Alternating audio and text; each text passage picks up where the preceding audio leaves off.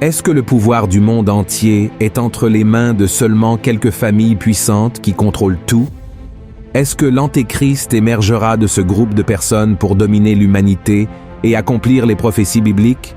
Je parle des Illuminati, une société secrète qui est née en Allemagne en 1776, et dans la vidéo d'aujourd'hui, nous allons découvrir ce qui se cache derrière ce groupe, quels sont les symboles qu'ils utilisent et les raisons qui nous font penser que tout pourrait être lié aux prophéties de l'Apocalypse. Mais avant de commencer, je tiens à vous demander de vous abonner à ma chaîne, car chaque jour, je veux vous aider dans votre cheminement avec Dieu. Alors cliquez sur le bouton ci-dessous pour vous abonner et activez la cloche qui apparaîtra à côté, d'accord? Alors, commençons. Selon les croyances, le groupe des Illuminati a été créé dans le but d'établir un nouvel ordre mondial en unissant les pouvoirs politiques, économiques et religieux. Le 1er mai 1776, 5 hommes se sont réunis dans une ville du royaume de Bavière, aujourd'hui en Allemagne, et ont fait un pacte pour créer une société secrète. Cette société s'appellerait les Illuminati, et le leader de ces 5 hommes était l'avocat Adam Weishaupt.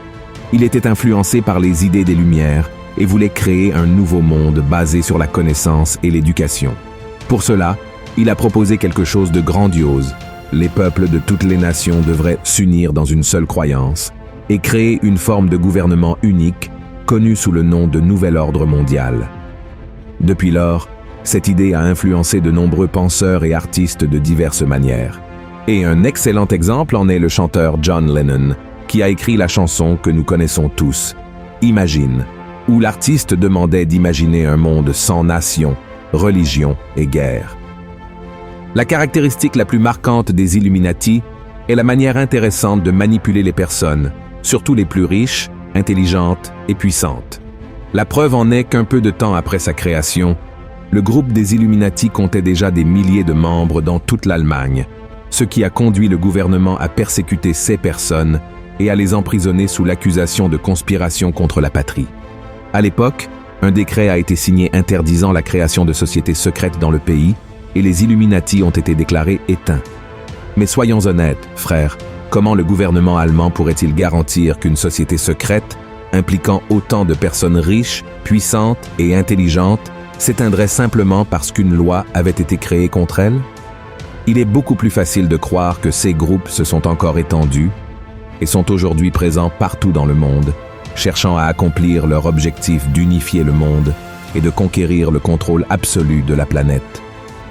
Selon les personnes qui croient en l'existence de ce groupe secret, l'influence des Illuminati aux États-Unis a été si grande que plusieurs de leurs symboles sont imprimés sur le billet d'$1. Le président Roosevelt, l'un des membres les plus puissants de la franc-maçonnerie américaine, a utilisé le dessin sur le billet pour inclure toutes ces informations comme un indice pour de nouveaux projets des Illuminati. Certains pensent que les héritiers de ce groupe secret administrent aujourd'hui les finances, la presse et la politique internationale dans le monde entier.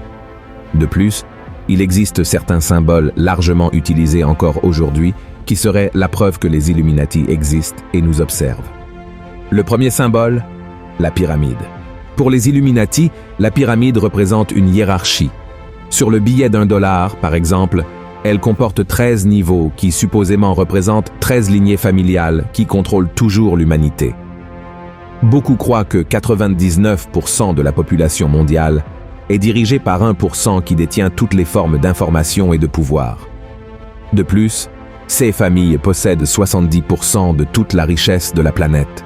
Remarquez également que cette pyramide n'est pas complète, ce qui indique que la secte des Illuminati n'a pas encore atteint ses objectifs dans le monde, objectifs qui seraient réalisés avec l'avènement de l'Antéchrist et l'établissement du nouvel ordre mondial.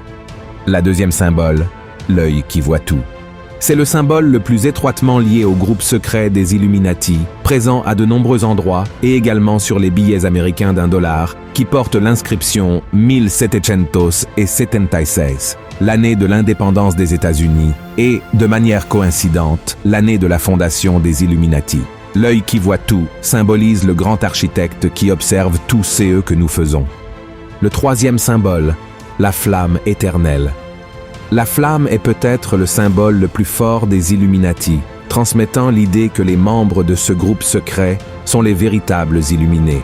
Ce n'est pas par hasard que la statue de la liberté, créée par le franc-maçon Frédéric Bartholdi, porte une torche. Pour beaucoup, elle représente l'établissement du nouvel ordre mondial. Le quatrième symbole, la chouette. La chouette est généralement associée à la connaissance. Cela s'explique par le fait que la chouette était le symbole de Minerve, déesse de la sagesse. Les Illuminati, comme leur nom l'indique, se considèrent comme les plus éclairés et sages de la planète. Le cinquième symbole, l'obélisque. Dans les cultures païennes, les obélisques symbolisent le contrôle de l'autorité sur le peuple. Les Illuminati utilisent les obélisques pour représenter leur pouvoir incommensurable et gigantesque, plaçant des obélisques dans presque toutes les grandes villes du monde. Combien de fois avez-vous admiré un obélisque sans vous douter qu'il pourrait être un symbole de ce groupe? Le sixième symbole, le pentagramme.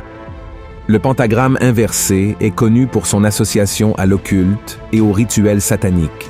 À l'origine, c'était un talisman contre les démons, mais aujourd'hui, il est considéré comme un symbole du mal, même utilisé par les satanistes. En 1791, le président des États-Unis, George Washington, a engagé le franc-maçon Pierre-Charles l'Enfant pour concevoir la capitale du pays, Washington, D.C. Sur la carte de la ville, on peut remarquer une version du pentagramme à l'envers. Le septième symbole, le nombre 666. Le nombre 666 est le nombre ou la marque de la bête associée à l'Antéchrist et est utilisé par de nombreuses personnalités publiques comme un hommage aux Illuminati.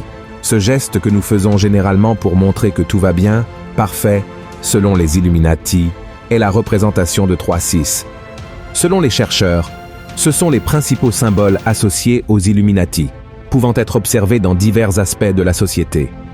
En raison de toutes les caractéristiques que nous venons de voir, beaucoup croient que les Illuminati veulent établir un gouvernement satanique sur le monde entier et qu'ils travaillent réellement pour l'Antéchrist. Et est-ce que cela est vraiment vrai? Je crois que oui.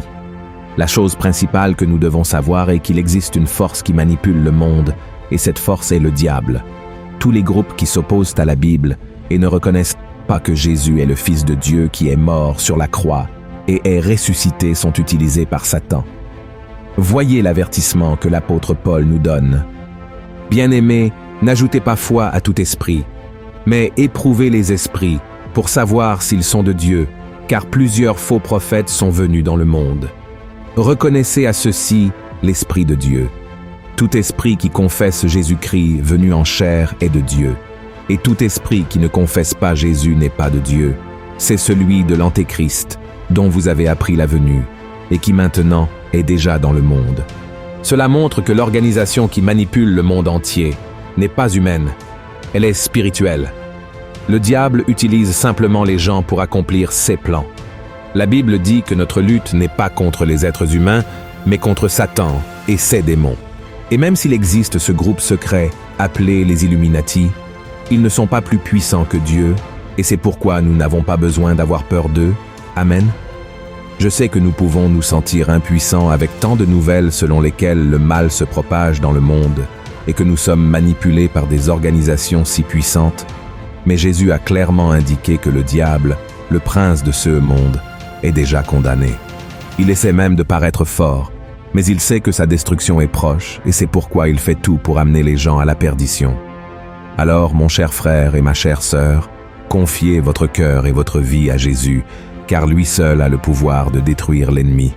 Laissez Christ gouverner votre vie et faites très attention à ne pas perdre le cap, car la Bible dit que nous devons être prêts pour le retour de Jésus et non pour l'arrivée de l'Antéchrist, d'accord? Voyez ce que le Christ lui-même a dit. « Veillez donc, puisque vous ne savez pas quel jour votre Seigneur viendra. Sachez-le bien, si le maître de la maison savait à quelle veille de la nuit le voleur doit venir, il veillerait et ne laisserait pas percer sa maison.